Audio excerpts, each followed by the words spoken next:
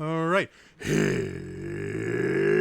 again, adventurers, and welcome to another exciting episode of D&D Deep Dive, the show where we dive deep into classes, subclasses, and other features of 5th edition Dungeons and Dragons to help you get the most out of your choices. So, today, we're gonna do something a little bit different. Um, I've done this one other time, and for the life of me, I can't remember if I actually put it under the D and D deep dive banner. But I am going to put this under the D and D deep dive banner, simply because I am going to talk about how I played an actual D&D character by showing you the character sheet on D&D Beyond. I've recreated it because before D&D Beyond, I played it exclusively on paper. This is one of my characters I used to play in the D&D Adventures League. It's the one I have played the most other than my main character, Aether, who is my Shadow Monk that I've mentioned many times.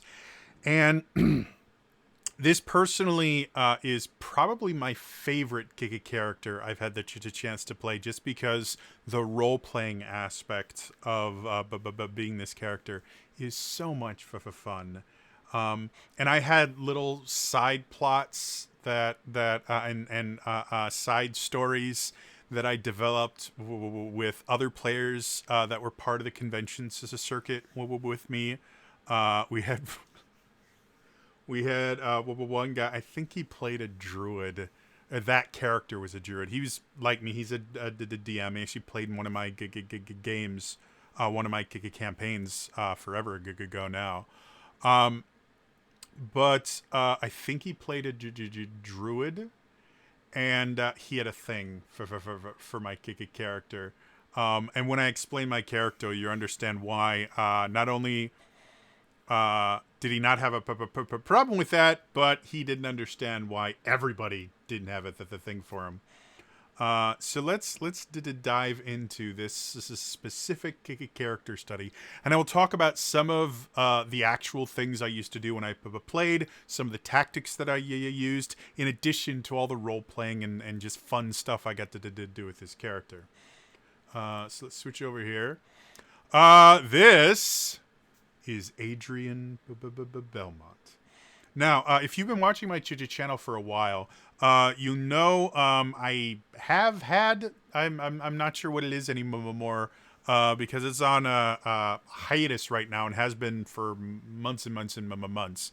But I had a series called Play Your Faves, where what I would do is I would take characters from just fiction in general, TV, video games, books, whatever, and I would make D&D versions of them so that you could literally play them. And one of the limitations I would put on myself is they had to be Adventurers League legal. So yeah, I have an entire series if you guys want to check it out. Like I said, it's called Play Your Faves. I've got, it's on the channel to check it out. I was rather proud of it. It's a very time consuming thing because I have to build these characters and research and all this stuff. So I just haven't done an episode in a while. And the most recent episode I did wasn't super popular. So it's on hiatus. If I get inspired again, I may do it again. But for right now, the reason I mention that is Adrian Belmont, which he was created well before Play Your Faves was a thing, was probably my first attempt at it because Adrian Belmont is an homage to Castlevania. I wanted to create a Castlevania style character that I could play specifically in the Ravenloft setting, the season 4, season 4 of the Adventures League was Ravenloft themed. It came out at the same time as Curse of Strahd came out, so that was what the overarching theme. And the adventures, the weird thing about season 4 in the Adventures League was if you used a character, if you used a character in any of the adventures in season 4, you weren't allowed to use that character in any other season content unless you played one of 2 different adventures in the, I think it was 13 adventures as a series that allowed you to actually leave Barovia, because what would happen is your character would get trapped in Barovia, which was massively annoying for me because I was running the D&D stuff for a convention at the time, and it meant that for that convention, we really could only have adventures from that season, because we wouldn't want people playing an adventure one day and then trying to, go to another table and being told, well, you have to build up a brand new character because that character is no longer legal in this. Which wouldn't have been so bad if the full season was available, but they released the adventures a couple per month. And we were relatively early in this season, so we only had like half a dozen adventures, which is not enough for an entire weekend of a convention. We had people that played through all of those adventures and then still played more adventures with different characters. So it was annoying, but I built Adrian Belmont specifically for the Ravenloft campaign, and because it was all gothic horror and vampires and undead, I'm like, I want to build a Castlevania character. So the original plan for it was not to be the kind of joke character it became. He was just going to be a whip-wielding ranger. I went through all the different classes. I looked for classes that had proficiency in martial weapons, because the whip is a martial weapon. I didn't want to have to take a feat to be able to use it. And a character that could actually do decent damage with a whip. Whip does only a D4 of damage. So as originally I was going to make him a rogue so he could get sneak attack.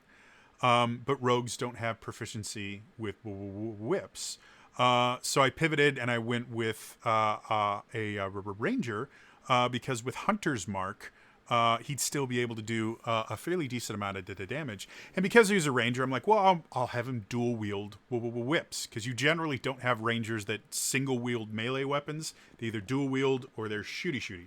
And so that's what I did. You guys can see here. We'll go through some of the there we go.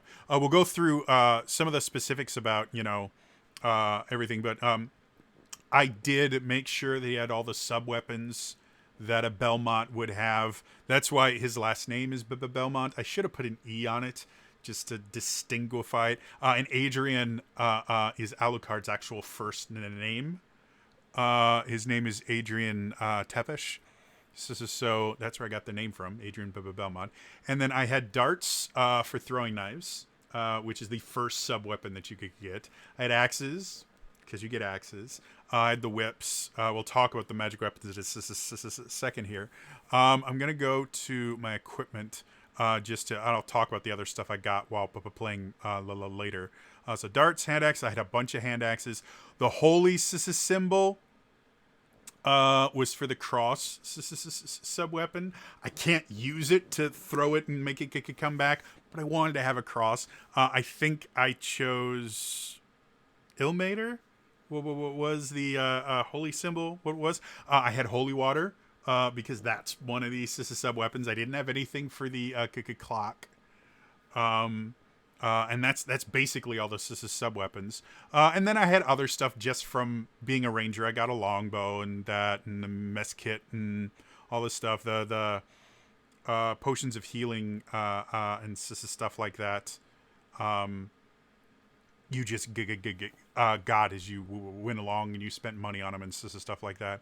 And then other things, I had short swords and studded leather and all this other stuff. But we'll go back to the actions. This is here, but that was what he initially was. I'm like, I want to be a vampire hunter.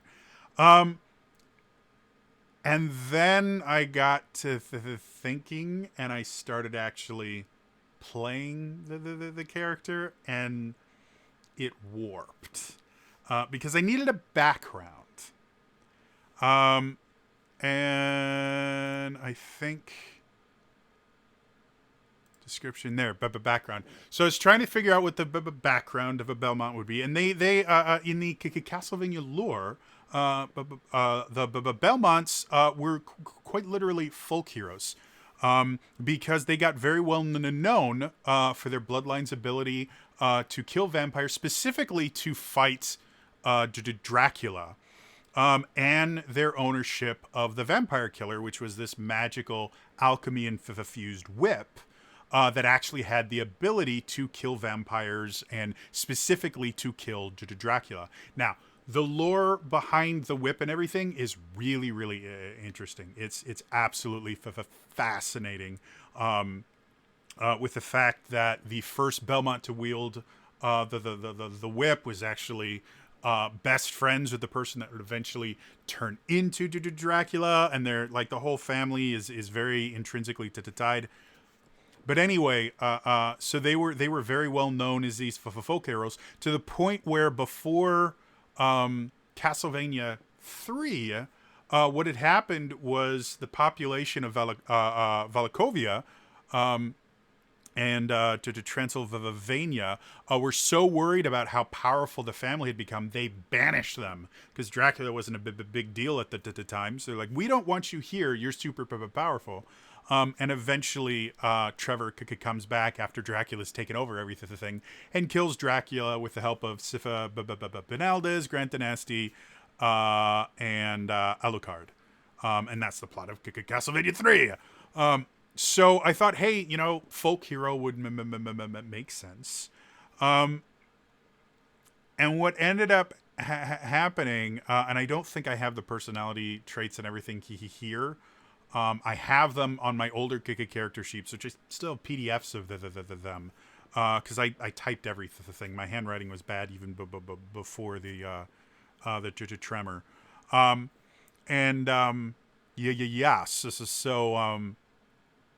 what eventually happened was, instead of him just being a folk hero, he turned into this character that thought he was significantly more famous than he actually was.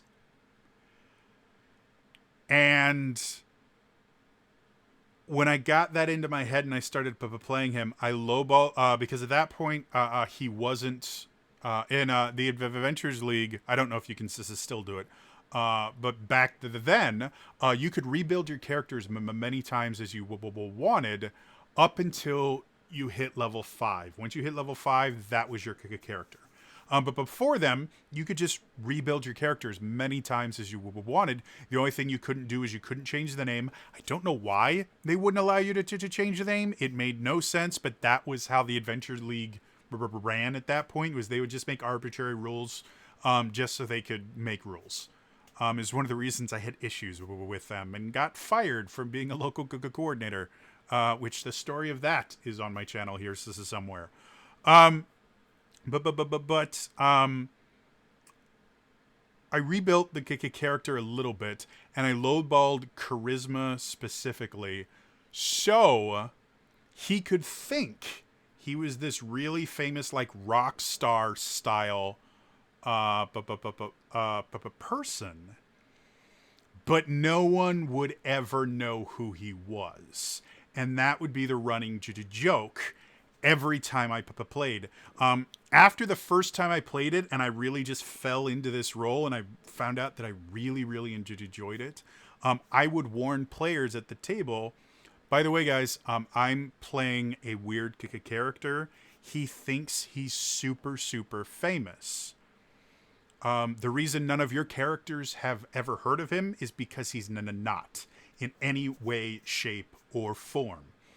But he thinks he is, and he will try to use that to influence people. So I just want to let you guys know I have a charisma of 8. Adrian, the character, is going to want to take the lead because, as the most famous person, he feels it's his duty. However, if you guys want someone to succeed on charisma checks, come up with in-game reasons why Adrian shouldn't be the one to talking. I'm just going to let you guys know that right now. And I would say this all the time when I had people that I didn't know were playing with me.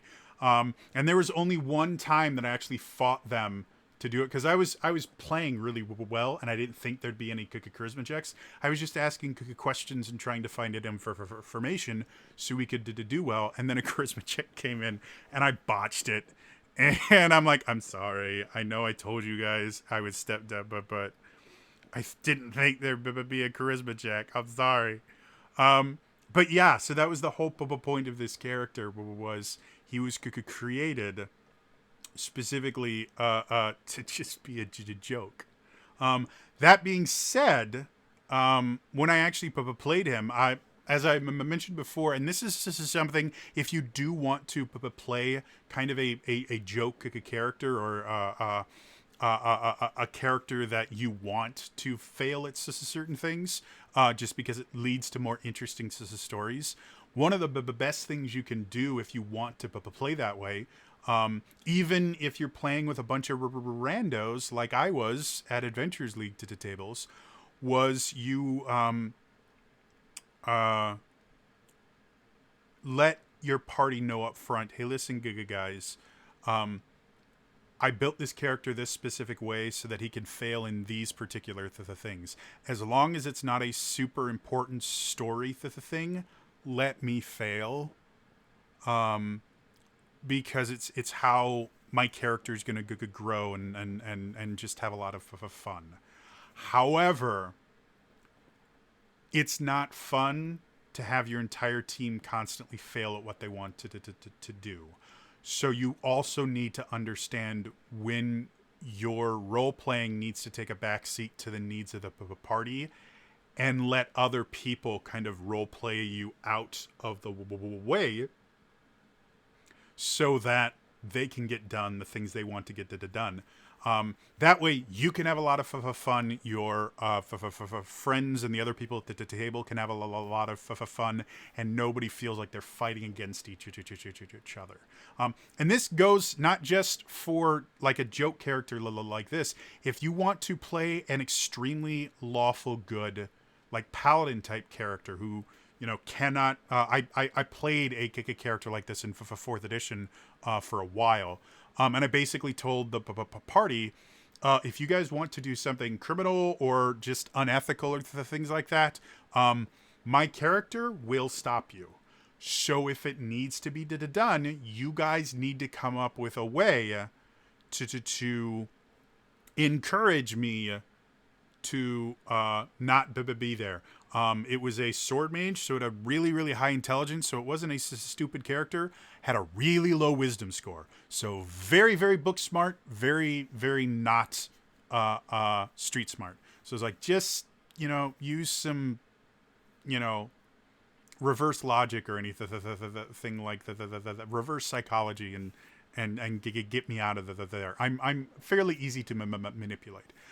So if you do want to play a character that may come into conflict with the party, you can do that. Just make sure you tell the other players that, hey, this is the kind of character I will want to play, and be willing to let your character be taken out of this as a storyline in certain places where they have to do things that your character would cause conflict with. So that being said, let's talk about the cool stuff I get to do as this character. So I already talked about he was a dual whip wielding ranger that I adored. He's level 9. I haven't played him in years.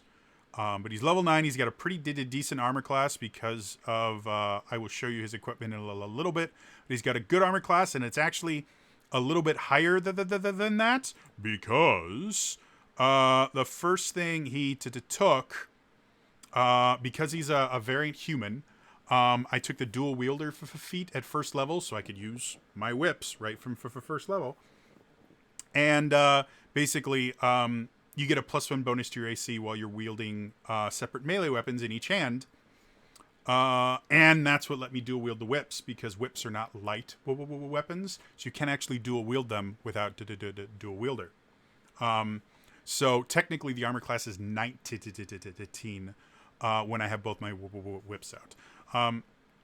So that's how I played the characters. I would go in. I would Hunter's Mark as my bonus action, and then by this point I had two attacks, and I'd whip. And because my dexterity was +5, because I'm at 20, that would mean on average I was doing about 7 damage per attack for the whip, and then adding on a d6 of Hunter's Mark to the damage. Especially if I had a creature that could take a few hits, I could actually do a serious amount of damage. The most interesting the thing that happened was when I was when I was playing, and we were fighting an ooze of some kind that would dissolve your weapons, and we figured this out very, very quickly before I used my whips, because I didn't want to destroy them. What ended up happening was I'm like, okay, I'll throw some darts, and I asked the DM, can I dual wield my darts? And he let me, and so I went, okay, cool. And I think I did like 20 some odd damage. He goes, with darts? I said, yeah, well, it's the 3 darts. Or no, I think I did closer to like 30 some odd damage. And he looks at me, he's like, with the darts? I said, yeah, well, I have a Hunter's Mark, so that's 3d6 right there. Plus 3d4 plus 15, because it was the 3 attacks, and my dexterity bonus is for 5. He's like, wow, with the darts? I'm like, yeah, that's why I use whips. They have the same damage die. So yeah, my dexterity bonus did a heck of a lot more damage than my actual whips did. That's what I do. I would Hunter's Mark. I would go in, I'd do my attacks, and then I'd get out of the way. And because whips have reach, I could do these hit and run tactics without needing like the mobile feat or anything, because I'd never get into attack range unless I wanted to. Add on to that, I chose Undead as my favorite enemy. Because of course I'm a Belmont. Swamp and forest were my natural explorer things. This is before Tasha's Culture and Everything, where they made this stuff much more useful, so I had to go with that. 2-weapon fighting, of course. And then I took the Hunter archetype, because the Beastmaster didn't fit with didn't fit with the Belmont that I was trying to build. And I like theory crafted this guy well before I got to the level where I chose this. And then for Hunter's Prey, I took Colossus Slayer, which meant any creature that I attacked that was not at maximum hit points took an extra d8 of damage. So as long as I hit twice, it didn't matter if they were at max hit points at first. I was always adding an extra d8 of damage on top of my Hunter's Mark damage, on top of my extra like 10 or 15 damage from my dexterity bonus. So yeah, it was super useful, and I could do decent damage. Even using the PHB Ranger, which was just not a good Ranger. And then you got a defensive tactic, This is where I started becoming a little bit more tactical with him. I took Escape the Horde, which meant opportunity attacks against me were made with a disadvantage. I mentioned already I didn't get a ton of opportunity attacks because I could stay outside their weapon reach. Once I got this, I would intentionally run past enemies to provoke their opportunity attacks because it would use up their reaction. So I could get other allies that needed to get out of the way could do that, or other things like that. So that was one of the things I kind of built this character around, was the idea that, again, the original PHB Ranger, the Hunter, was significantly better than the Beastmaster, but even the Hunter was just not great. You had to really know the class well. And by using Escape the Horde, I could actually use my movement, which normally was just used to get you in range of attacks. I could actually use my movement to get rid of some of their reactions and change the action economy like that. So that was pretty cool.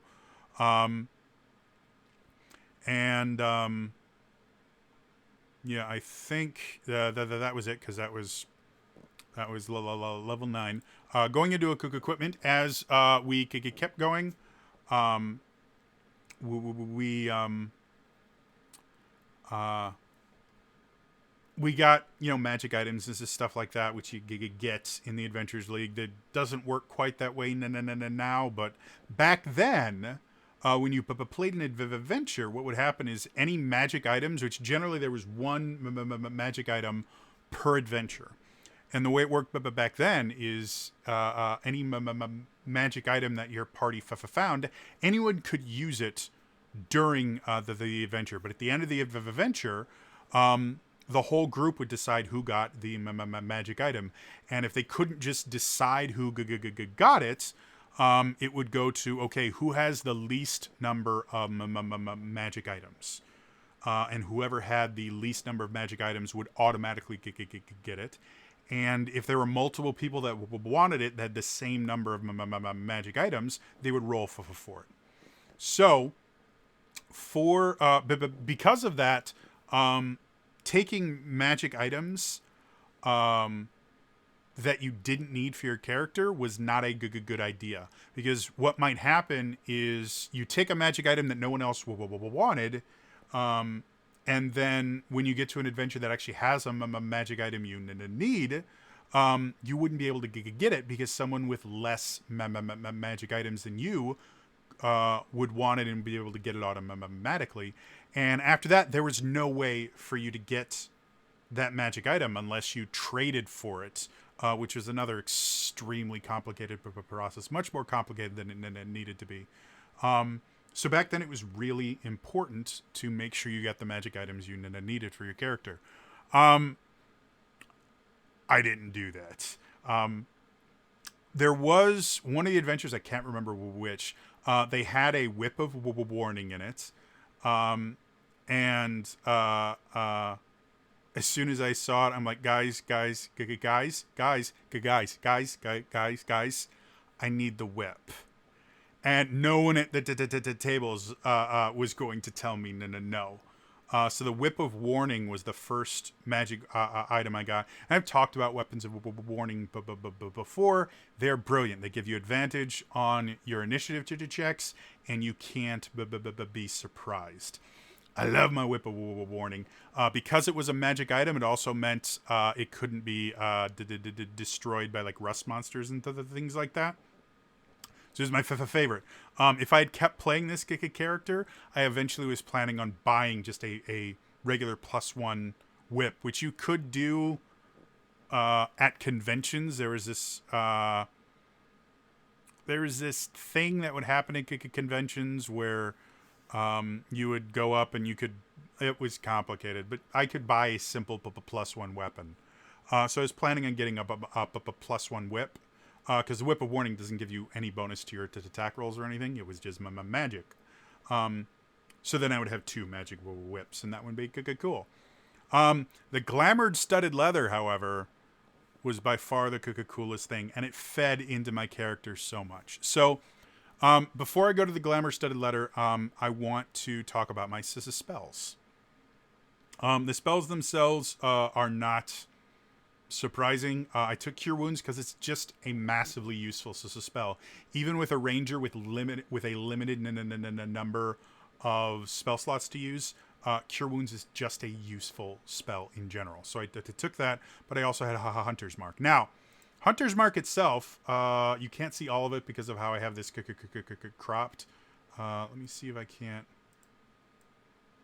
move this over and enough. Not really. Yeah, you can't. The only thing you need to see is this. The only component of Hunter's Mark is verbal, which means to cast the spell, the only thing you need, and I'm going to shift this back because I don't like how awkward it looks now. There we go. The only thing you need to cast the spell is to say the magic words. Now, they don't tell you what the magic words are, so you can make them whatever you want. And so, for this character, because of how vain he was, the magic words to cast Hunter's Mark were his name. Now, it wasn't any time he said Adrian Belmont he would cast this spell. No. But what it was when he used a special inflection and invoked the magic, he would do something like, "You will remember the name Adrian Belmont, Hunter's Mark." And it was super cool and fun. And I used it so much. Because again, as a hunter, that's what you did to do. Or as a ranger, it's what you do. You use Hunter's Mark. But I used it so much. It was so much fun. Because I was always, like, my favorites as a story to tell about this is one of the adventures, the hook for the adventure is you get called by the Burgermeister, which is the mayor of one of the towns in Barovia. You get called in, and what's happened is he spent all the tax money that he's supposed to give to Strahd, and Strahd's lieutenant is coming to the town very soon to collect taxes. Taxes he doesn't have. Taxes that he can't get from the people because they don't have enough money. He has taxed them almost to death because he's a bad Burgermeister. So, the hook for the adventures is, hey, listen, there is this tomb outside of the town. There's lots of gold there. However, there's also lots of bad things. So if you would be so kind, can you go over to here, kill the bad things in there, bring back enough money for me to pay the tax collectors. You guys can keep any magic items you find in there, and I will pay you out of the money that you bring back. How does that sound? That's the hook. The way it's introduced in the actual adventure is the Burgermeister kind of gets everyone down and he starts talking about, he wants to get the players' sympathy so that he can convince them to, go out and do this incredibly dangerous thing and bring back all this money to save the town.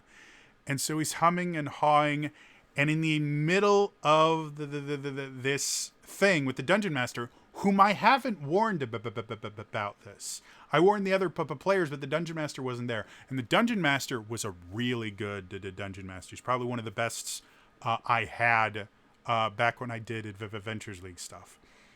He was phenomenal. And so he's sitting there and he's in full character. He's saying, well, all these things that I need for you to do. And I just, in the middle of his spiel, I go, okay. I see where this is going. And he looks at me, and I go, this is in character, by the way. And he looks at me even weirder, and he just kind of sits back and goes, okay. All right. It's true. I am Adrian Belmont. And I pause, and the silence is so thick. Because this is literally, the adventure hasn't started yet. We have literally just sat down. We've been at the table for maybe 10 minutes. And that included getting all of our names and ID numbers and everything for the convention. So all the players are looking at me and going, huh? I go, I get it. I know what you're suggesting. I'm totally fine with it. What we can do, I'll do a signing. All right? I will waive my customary fee. I will do a pro bono. We can bring in other people. You know, it'll build up a little bit of tourism here. We can even sell shirts and things like that. We will make enough money, easy. And the whole table is just like, what? And the DM, to his credit, goes, or there is a tomb outside of town, much outside, that has lots of money in it. Okay, that works too. I'm just saying I would be open to it. I'm sure my manager has already. I will talk about my manager later. It was the thing. I'm sure my manager's already you probably have my writer. Don't worry about my fees. I'm fine working pro bono, and that's how the character went. So, the hunter's mark to the thing was 100% what I would go. Yes, I am Adrian Belmont. That was my catchphrase. And one of the best parts about this was in another adventure, we were supposed to solve this mystery of where these people had started disappearing. And we found this guy that we needed to track. And in order to, we needed to question him and all that. And because I have a -1 charisma modifier, they made sure I didn't talk to him. And so we were in this weapon shop, and the other guys are getting as much information, and they're failing their rolls just because the dice weren't being good. But they're like, you know what? They had a backup plan. Like, we'll just track him. So as he's leaving, my character was in the shop just kind of running, in case something went wrong. I was there ready to fight, but I wasn't supposed to interact with him. So I was just hanging around, looking at weapons, at the things like that. And as the character's about to walk out the door, and we have people outside that are going to try and tail him, hopefully, I just turn to him, I stick out my hand, I shake his hand, and I go, yes, I am Adrian Belmont. And the whole table flips out, like, what the hell are you doing? Why would you? Like, the whole table just started yelling at me, and I go, and I cast Hunter's Mark on him. And the whole table goes, what? I said, I cast Hunter's Mark on him. And the DM goes, does he know? I said, well, I'm a very charismatic person. The table laughs. He would have felt, some magic going into it, but he'd probably think he was just meeting someone famous. But no, according to the spell, there's nothing that would indicate to the enemy that they have been marked in any way, shape, or form. You can Hunter's Mark from stealth, and it won't give away your position. So he has no idea. And the guy's like, okay, cool. What does that do? It says, well, it means I can track him, and I won't lose sight of him, no matter where he goes. I can lose line of sight. He can go invisible, whatever. I can track him. And the DM's like, oh. And the adventure went on, but it was a really cool way. So that's why I flavored my Hunter's Mark. Yes, it's mine in the name. The rest of the stuff, Pass Without a Trace, is just an insanely useful spell for rangers to have. Silence is another one that could be super useful. And then Conjure Animals is another one that can be very, very useful, especially for a melee ranger. However, all the animals that I could conjure were part of my entourage. Like, you could get one let me look. I think it'll tell me. One beast of challenge rating 2 or lower. 2 beasts of challenge rating 1 or lower. 4 beasts of challenge rating 1/2 or a little lower, or 8 beasts of challenge rating 1/4 or a little lower. So each category had a set beast that I would summon. The one beast I believe was an elk, or something similar to that. That was my manager. The two, or no, that was my publicist.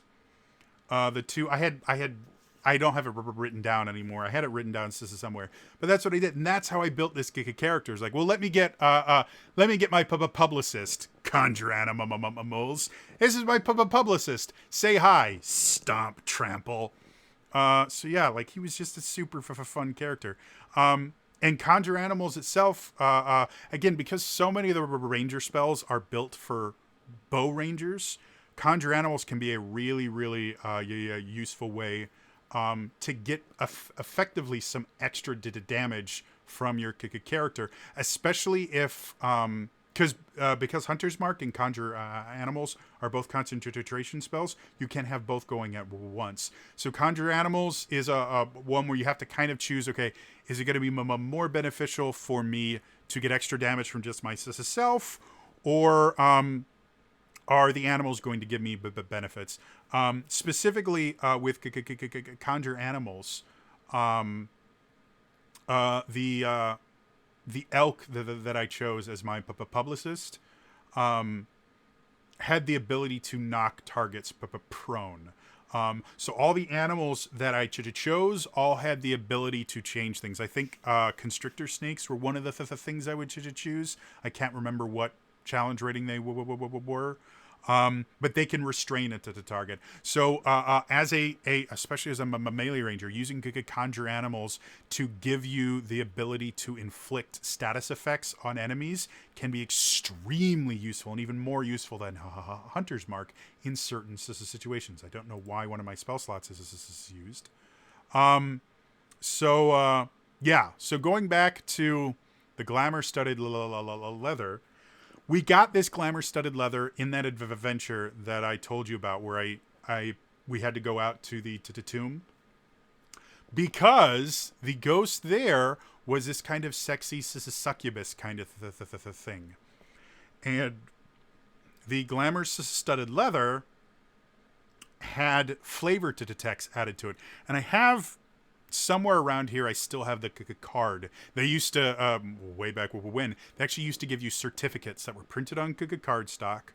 I had to print them a lot of the times and trim them and do things like that. But it had a certificate which would tell you the magic item. You were required to have this certificate in order to trade it. You don't need to anymore, but it used to be really important. The armor itself was cut in a way that because it was magical armor, it would fit itself to you once you were attuned to it. However, the glamour, the armor itself would always look provocative. So we just called it the sexy studded leather.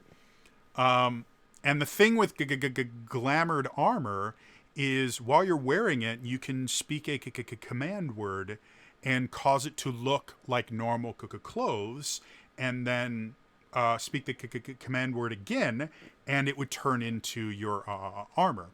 So it's a really useful thing, because effectively, I can't remember if this is how it works in this one. Yeah, it retains its normal bulk and weight. So you can't it's just an illusion, so it's not like you can sleep in it.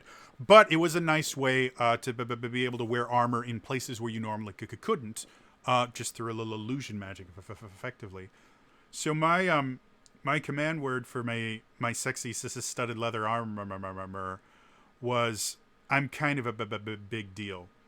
And so whenever combat would start, I would go, well, I'm kind of a big deal. And then go through complete, Sailor Moon transformation where my clothes would burst off and lights would shine, and then the armor would just and it made my ass look great. It was so much fun. And so when we got to the end of that adventure, someone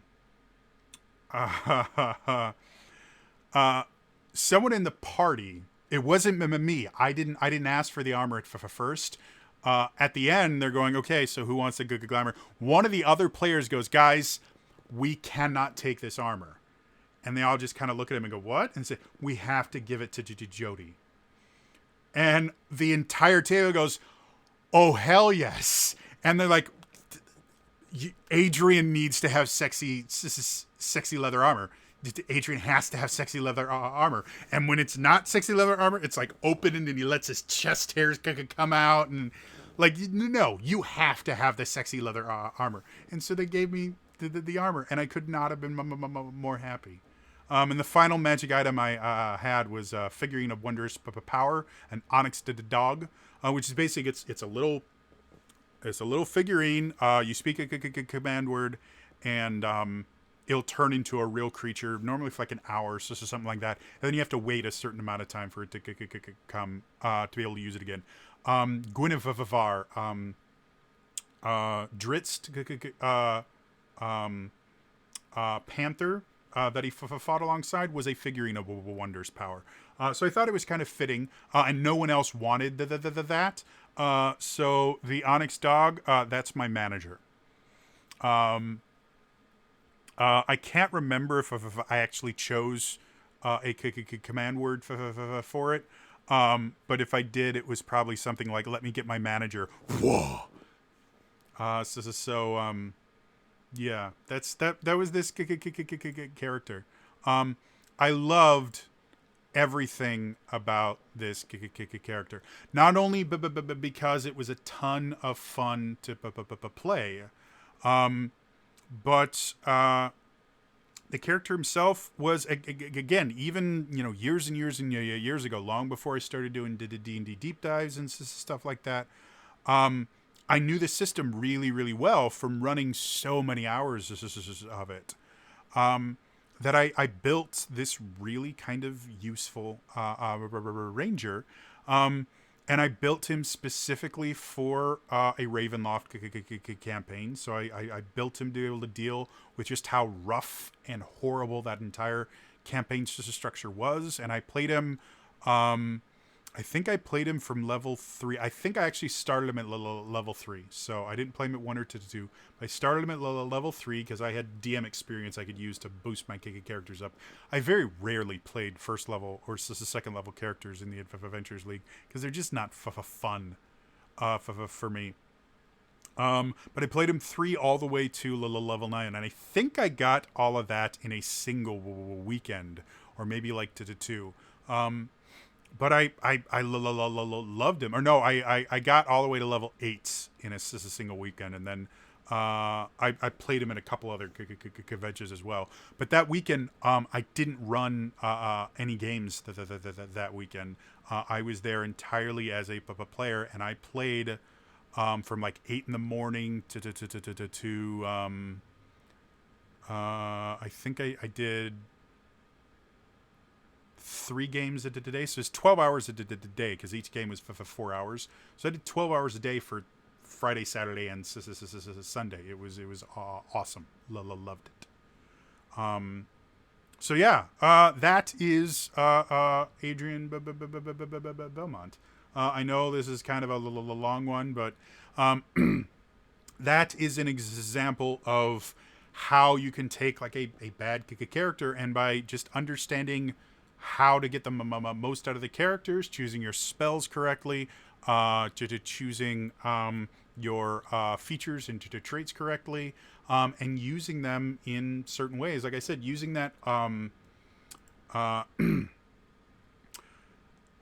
using that escape the horde tactic allowed me to do something that no other character could do, which was use my move action to take away reactions from the enemy. Because Escape the Horde gives any opportunity attacks made against you are made with a disadvantage. And with a character that has a 19 armor class, disadvantage against that means a lot of them are missing. And then using Colossus Slayer to make up for the fact that I'm using kind of under-ish powered weapons and focusing on the damage of Hunter's Mark and all those other things made it a really fun, really effective way to play a Hunter. Now, if I was to play him now, I would probably want to use the optional features and change the things around to make him slightly less worthless in certain things. But even if I wasn't allowed, because I think they gave you a chance to rebuild your characters after Tatashis. I can't remember. It's been so long since I've been in the Adventures League. And the Adventures League itself has changed dramatically to the point where new season content, you actually can't use old characters. And you can. They just don't get any... they don't get any... the only thing they get is experience. They're not allowed to get any magic items. They're not allowed to get any story rewards. Nothing. So you're highly incentivized to build a brand new character every season, which I'm not a fan of. And they basically almost completely got rid of high level play because you can't get to tier 4 in a single season. It's just not possible. So, yeah, I hope you guys enjoyed this. I enjoyed the heck out of it. As always, if you enjoyed this, please hit the like button. Also, hit the subscribe button. Hit the bell icon and turn notifications on so you don't miss any of my stuff. In the comments below, what do you guys think of Adrian? Would you want Adrian in your party? Let me know in the comments below. Otherwise, again, that's all for me today, and I will see you guys next time. All right? Bye-bye.